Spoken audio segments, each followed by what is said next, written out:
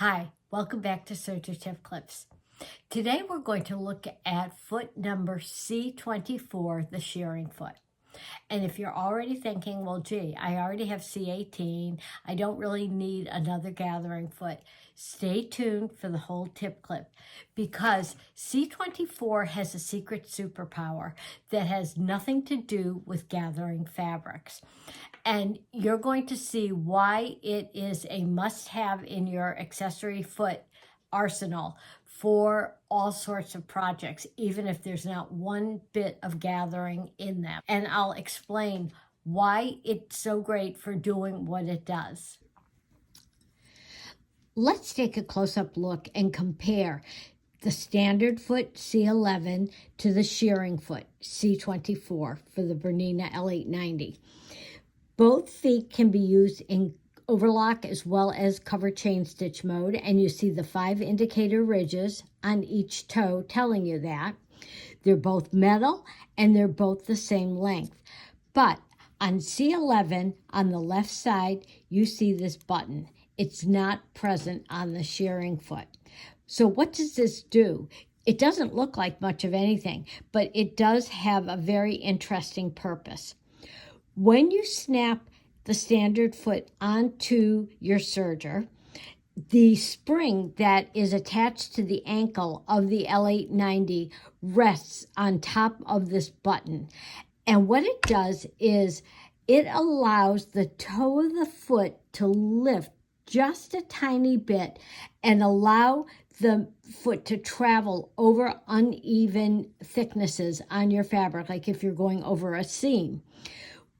With the shearing foot and no button on this, it keeps your fabric flat and in contact with both sets of feed dogs for the full length that it travels under the foot.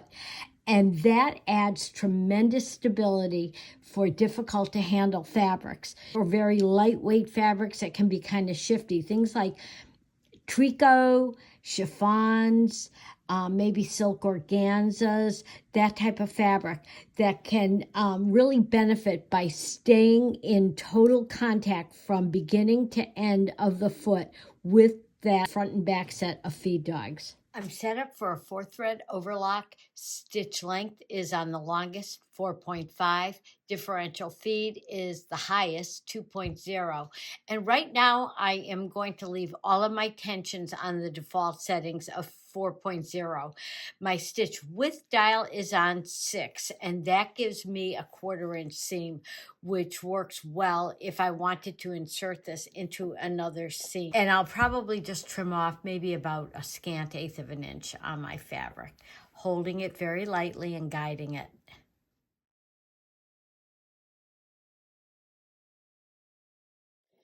Okay, now I'm at the halfway point for my stitching on the fabric strip. Now I'm going to increase the tensions on my right and left needle threads.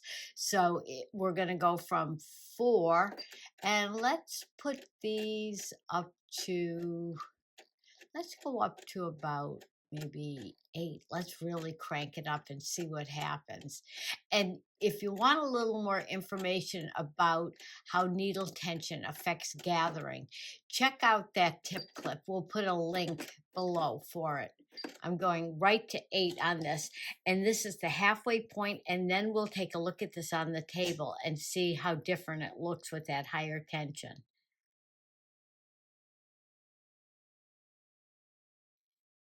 Here's the first half of our fabric strip gathered with the shearing foot and all of my tensions on the default setting. And I'm going to flip it over because I think it's a little bit easier to see how it forms little pleats rather than poofs with the shearing foot. You can see it right here, and they're a little bit flat. They all go in the same direction, and it just creates a very lovely gathering technique.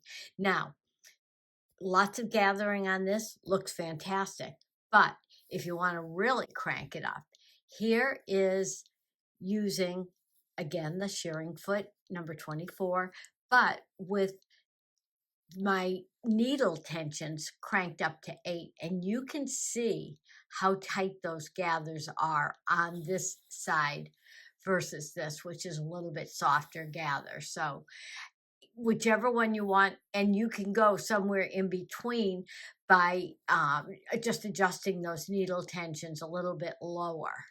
So it's a wonderful foot for gathering. And let's take a look at this side from the back. And you can see very even, and it looks fantastic.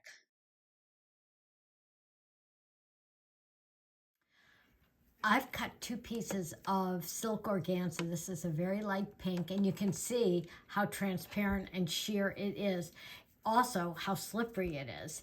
And I've got my machine set up for a 3-thread narrow overlock stitch, and I put an off-white or cream colored thread in the needle as well as the loopers, just to keep the stitching as discreet as possible under the seam.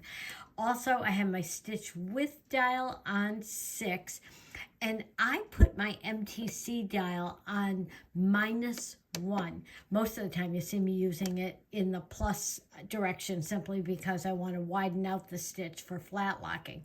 But in this case, because this fabric is so lightweight and thin, I don't want to take the chance of any loops hanging off the edge. I want them to sit nice and close to it. So I'm going to get it under the foot, and the feed dogs will be in contact with it the whole time. And let's see, and I have my stitch length on 2.